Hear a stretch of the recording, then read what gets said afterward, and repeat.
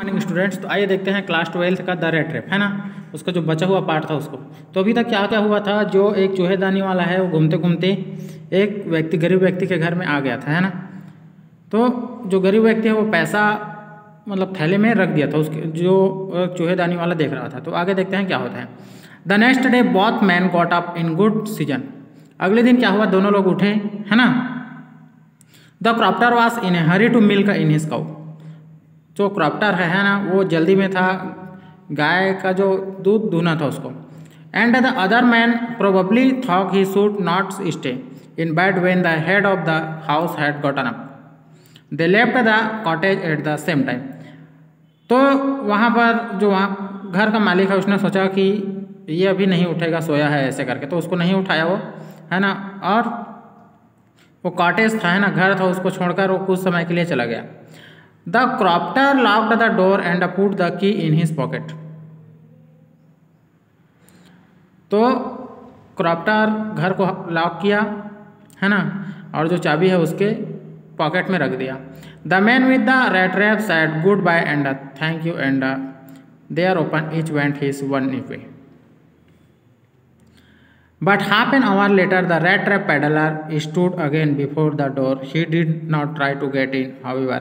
He only went up to the window, smashed a pan stuck in his hand, and got hold of the pouch with the thirsty runner.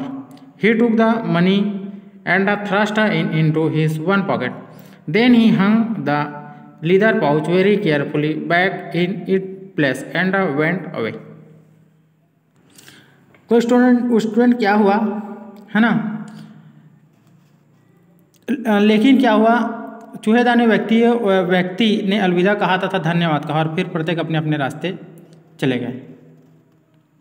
लेकिन आधा घंटा बाद चूहेदानी बेचने वाला फिर पुनः दरवाजे पर आ खड़ा हुआ। फिर भी उसने अंदर घुसने की कोशिश नहीं की, वह केवल खिड़की पर पहुंचा, एक शीशा तोड़ा, हाथ अंटा डाला और 30 क्रोनर वाली थैली को पकड़ा। उसने धन निकाला और इसे अपनी जेब में ठूस लिया। फिर उसने चमड़े की थैली को बहुत सावधानी के साथ इसके स्थान पर लटका दिया और चला गया। तो जो चूहेदानी वाला है वो पैसा रखा था, वो मालिक वहाँ का है ना, तो उसको देख रहा था और उसको क्या किया, चोरी कर लिया वो। अब पैराग्राफ 3 देखते हैं। As he walked along with the money in his pocket, he felt quite pleased.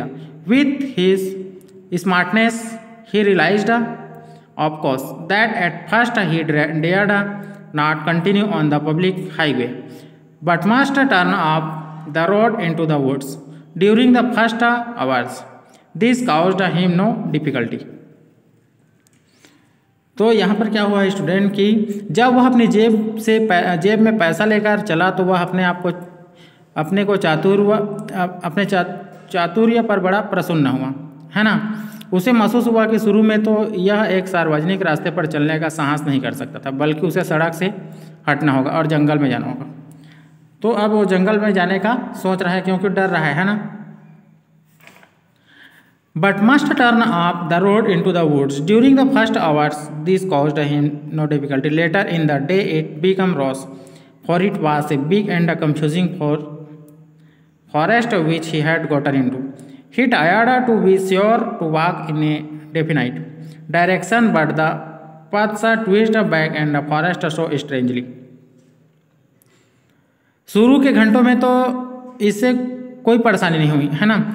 दिन में देर की स्थिति बिगड़ गई क्योंकि यह एक बड़ा एवं उलझन में डाल देने वाला जंगल था, जिसमें वह प्रवेश तो कर गया है ना, लेकिन उसको वापस होने के लिए एक निश्चित दिशा में रास्ता नहीं मिला है ना। फिर आगे की ओर अजीब प्रकार से घूमता रहा वो। He tried to be sure to walk into a definite direction, but the paths twisted back and forth so strangely. He walked and walked without coming to the end of the wood, and finally he realized that he had only been walking around in the same part of the forest. All at once he recalled his thought about the word and the rat trap. Now his one turn had come. है ना।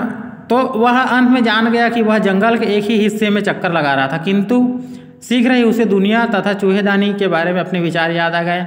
अब उसी की बारी आ गई थी। उसने स्वयं को एक चारे के द्वारा मूर्ख बन जाने दिया और पकड़ा गया। सारा जंगल इसने तनों एवं शाखाओं के साथ, इसके झुरमुटों तथा गिरे हुए लट्ठों के साथ उस पर बंद हो चुका था, एक अभेद जेल की भांति जिसने वह कभी बचकर नहीं जा सकता था।